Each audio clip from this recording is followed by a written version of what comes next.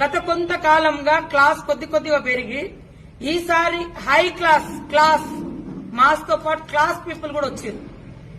ఒకనొక దశలో అక్కడ ఏముంది, ఉట్టి దేవతలే కదా, ఊరు దేవుళ్లే కదా, ఎందుకు పోతున్నారు అన్నటువంటి కొంతమంది పూజారులు స్వాములు ఇంతమంది ఇక్కడికి రావడాన్ని కూడా జీర్ణించుకోలేక, దానికి తోడు ఆ రాజకీయ పార్టీల నాయకులకు కొంత మత కుల పీఠాధిపతులు ఉన్నారు.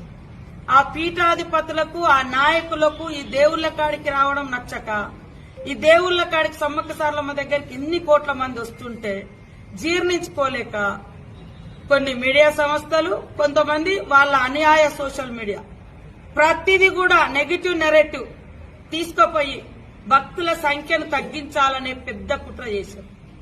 దానిలో భాగమే ఒక స్వామి డైరెక్ట్ గా జాతరలో ప్రమాదాలు జరిగే ప్రమాదం ఉందని నువ్వు ముందస్తుగా ఒక వారం 4-5 రోజుల ముందు వారం ముందు యూట్యూబ్లలో పెట్టి అయినా కూడా జనాలు వచ్చారు. నేను పక్కా చెప్తున్నా, ఈ జాతరకు పెరిగినటువంటి ఆదరణను కొన్ని పార్టీలు, కొంతమంది స్వాములు, కొన్ని మీడియా సంస్థలు జీర్ణించుకోలేక తప్పుడు ప్రచారానికి ఎక్కువ ఒడిగొడతా ఉన్నారు. వారు స్పష్టంగా చెప్పిండు, నేను ఆ దేవుణ్ణి నమ్ముకున్నా, ఇక్కడి నుంచి పాదయాత్ర చేసినా అని.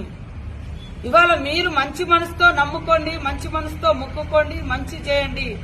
కానీ మీ నమ్మకాన్ని, మీ దేవుడు, మీరు కులదైవమో కుటుంబ దైవాలో పీఠాధిపతుల గౌరవం కోసం ఈ ప్రాంత ఇలవేల్పులు ఇవాళ ప్రపంచ దేవతలుగా ప్రఖ్యాతిగాంచుతున్నటువంటి సమ్మక్క సారలమ్మ జాతర మీద తప్పుడు ప్రచారాలు చేయడం మానుకోండి.